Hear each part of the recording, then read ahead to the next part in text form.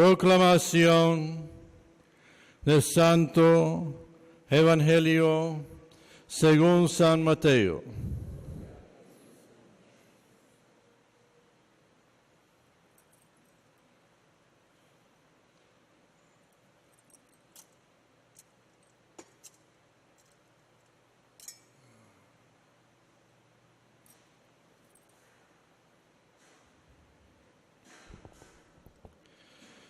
En aquel tiempo dijo Jesús a los sumos sacerdotes y a los ancianos del pueblo: escuchad otra parábola.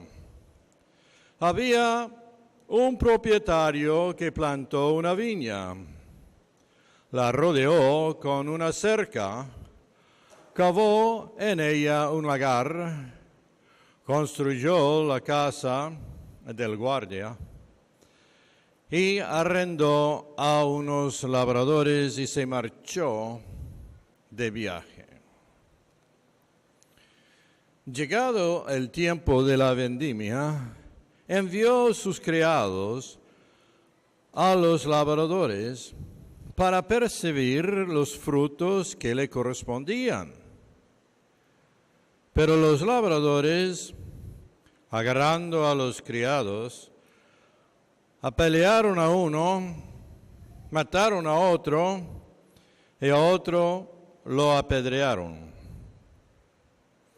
Envió de nuevo otros criados, más que la primera vez, e hicieron con ellos lo mismo. Por último, les mandó a su hijo, diciéndose: tendrán respeto a mi hijo.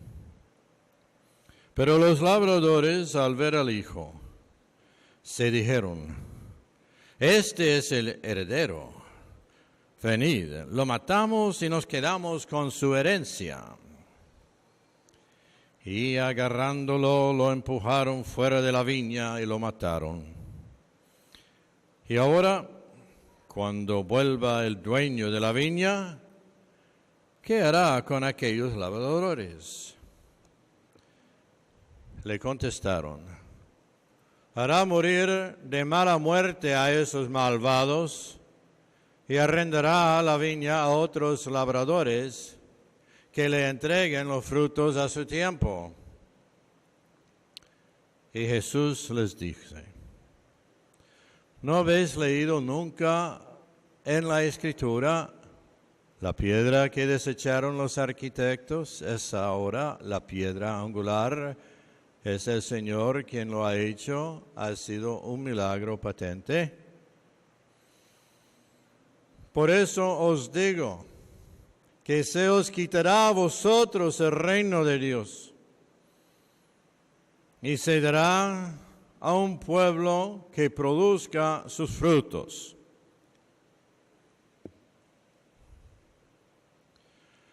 Palabra del Señor. Y por la lectura del Santo Evangelio sean borrados nuestros pecados.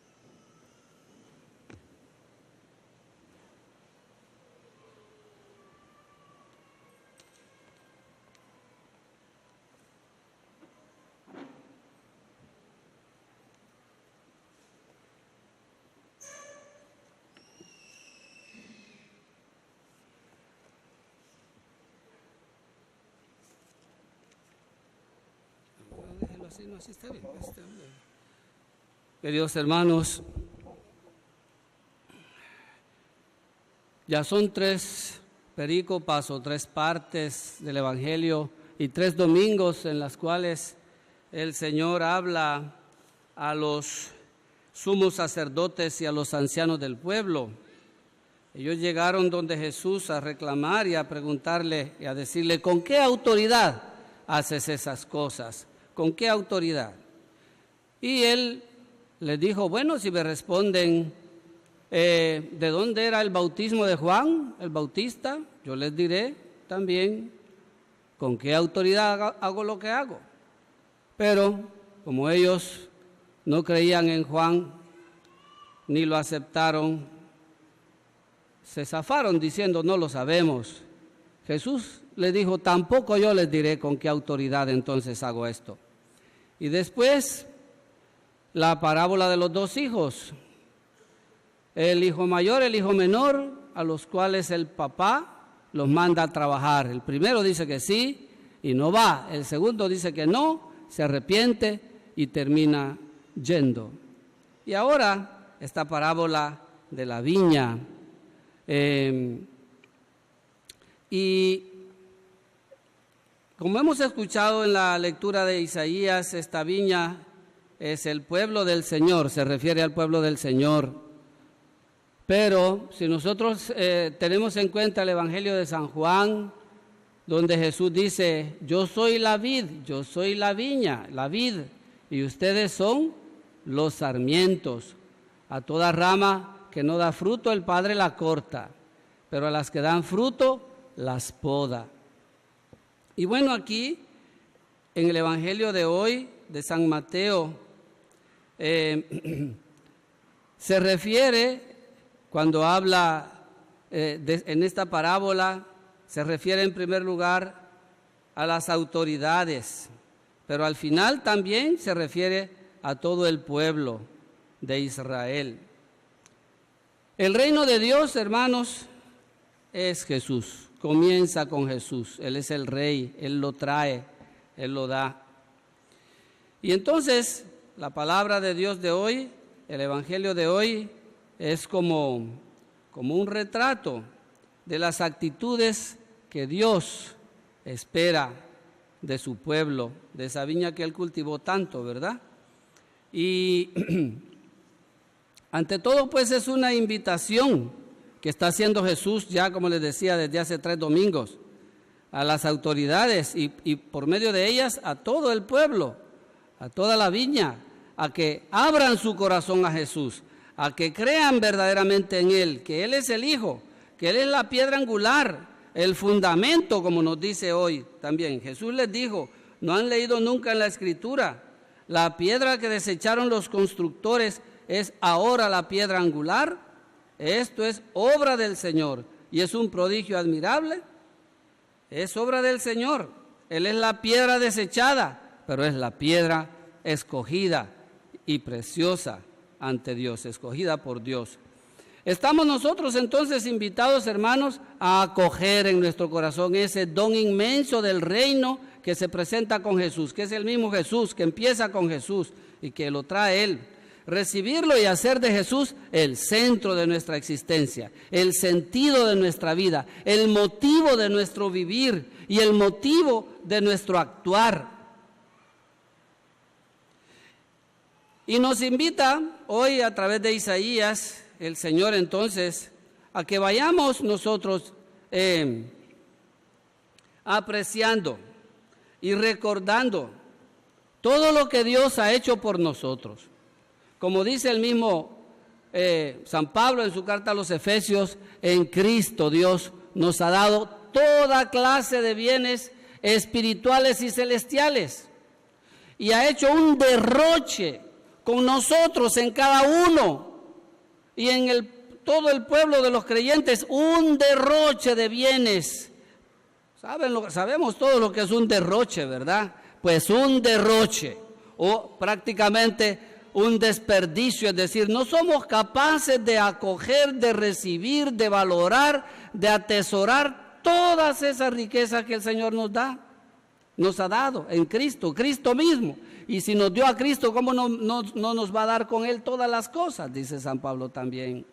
Entonces, somos invitados a meditar en esto, que en Cristo hemos recibido todo y es un derroche que hace Dios de amor, de bien hacia nosotros. Y bueno, por decir algo, ¿verdad? Pues nos ha dado la fe, el bautismo, la Eucaristía, el Evangelio, los talentos nos ha dado a Cristo. Y como dice pues también Isaías, Él, esa viña, ese pueblo lo fue poniendo en una ladera fértil, removió la tierra, quitó las piedras, plantó en ella vides selectas, edificó en medio una torre y excavó un lagar. Díganme, ¿qué más pude hacer por mi viña? que yo no lo hiciera. Hizo todo. Dios ha hecho todo por nosotros. Nos ha dado todo. En Cristo nos ha dado todo. Se ha dado Él mismo.